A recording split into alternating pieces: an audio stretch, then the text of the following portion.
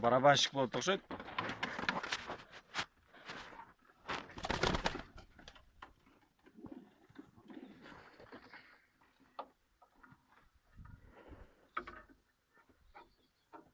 Сегодня во сколько домой пойдете вообще?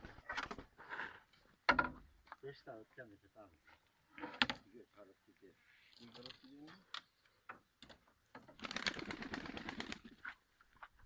Sonra жоғалып кетпесин, мына жака чыгарып коюш керек. Elka kaç.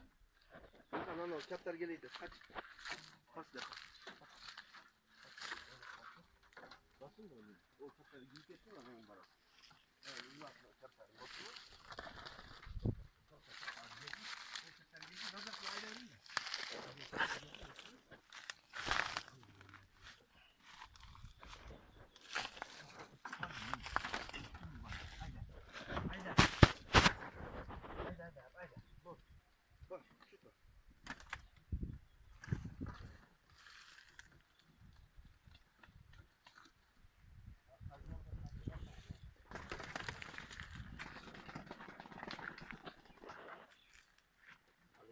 Yukarıya tepki yapıyor, kazıyorlar.